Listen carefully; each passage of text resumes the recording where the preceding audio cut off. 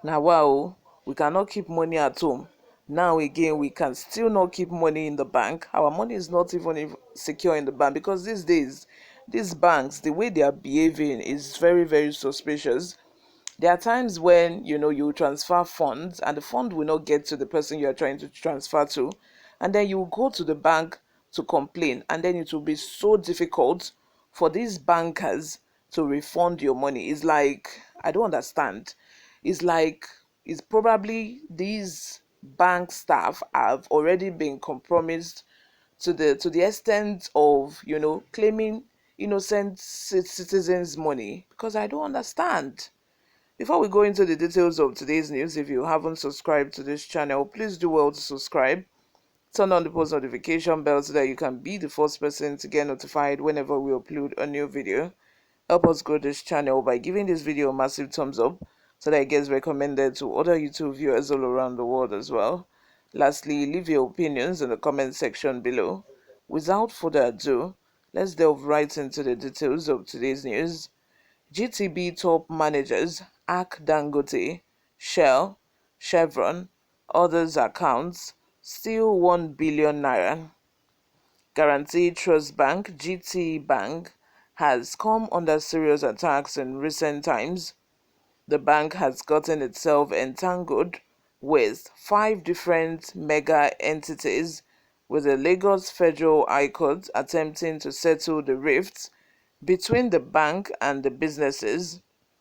The only problem is that none of these businesses is a small fry, and the object of contention is a staggering 1 billion naira, which has disappeared from the GT Bank domiciliary accounts of these companies.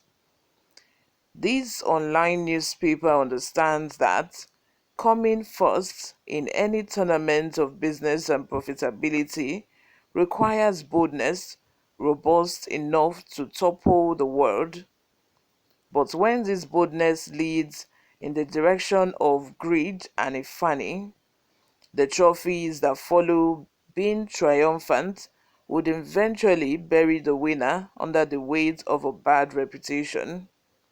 For context, the entities whose trusts GT Bank has reportedly lost are Chevron Nigeria, Shell Nigeria, Dangote Agro Sac Limited, Nigeria Breweries, and the Jigawa State Local Government. The story is that 4 men deployed the resources of 4 companies to snatch varying amounts of money from Chevron and the others. Certainly, duplicitous act steeped in fraud.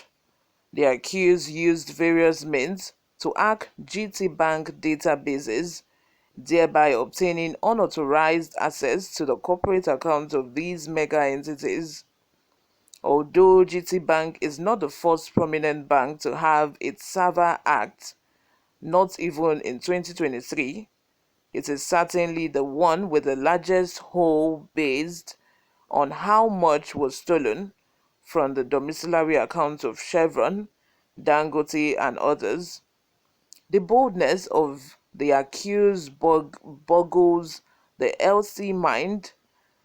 The boldness of the accused boggles the healthy mind, but the court is yet to decide on what to do, and so it has pushed the next hearing of the case to a fresh date. Whatever happens with the case, one thing is sure: GT Bank has to give explanation for the alleged porousness of its security system, otherwise it would be guaranteed nest for fraud and fraudster. You all, what do you think about this? I just feel a bank such as GT should have a very secure security system that cannot be hacked. Like, how do you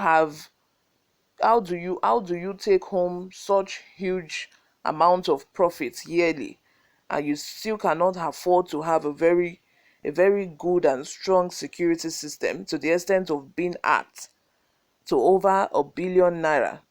That's a lot of money. Ayodeji Awodugba says banks, like many other businesses and government starters, are fantastically corrupt. And one thing, before I continue, one thing is this might not even be an outsider job, but this might be an in-house job for that matter. Because it takes two to tango. There's no way an outsider can be able to do the job if they do not have an inside information. Because how do they know? How do they know, how and where to go, you know, their bank's account number and all those informations? There are some certain informations that they will need that they can only get from someone who works at GT Bank. Let's continue. You pay for electricity you don't consume.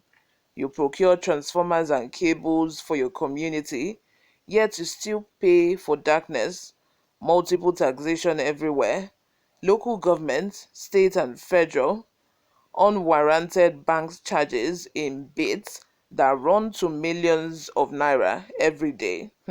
These unwarranted charges of bank will still take me back to the stamp duty, because the stamp duty at the end of the day is just like the federal government is exploiting the poor. That is how I see this stamp duty of 50-50 naira. You might say 50-50 naira is not a lot, right? Yeah. But when you look at it in the bigger picture, these amounts to millions and millions and millions of naira yearly. And at the end of the day, if you remember, if you guys can remember, recently there was, the allegation that the stamp duty was embezzled. That is where I have problem with the stamp duty. 50 naira is not a lot of money, fine, but when you gather this 50 naira from like millions of people in the country, it becomes a lot of money. And this money is not as if it's being utilized for any reasonable cost, or you have any reasonable cost for even collecting the stamp duty. This money at the end of the day is being embezzled, and that is the sad thing with this our country. Why not just stop the stamp duty instead of allowing banks to collect the stamp duty? And at the end of the day, the stamp duty will end up in the wrong hands. It's just like we are feeding the rich people, we are feeding politicians who are already wealthy. It just doesn't make sense to me. Let's continue. Unwarranted bank charges in bits that runs to millions of everyday unsolicited messages from our GSM operators that you pay for compulsorily. etc. It is so unfortunate that no spare in Nigeria is spared. This person is so correct. Like, there's no sector in the economy right now that is spared from all these, dubious and corrupt ways. Lastly, Okegbe George says GT claimed they sent our professional association's money in 2015 to TSA. We have tried since that time to get the money back, all to no avail. The bank is not giving us any assistance. I hate them with passion. I know someone, who tried transferring 40,000 naira from one bank to the other. Till tomorrow, that money was not refunded, and each time the person goes to the bank is one story, is another story. It's just so complicated when it doesn't even need to be complicated. This scam I think there's a scam going on in the banks that should be investigated at the moment, because if care is not taken, this scam is going to get larger than what we can even ever imagine. You guys, let me have your thoughts in the comment section, and also share your experiences with all these banks, not only GT Bank, other banks as well. Share them in the comment section. Let me know, what do you think? You guys, thank you very much for always listening and watching. Share this video, subscribe if you haven't. I'll see you in my next video. Bye for now.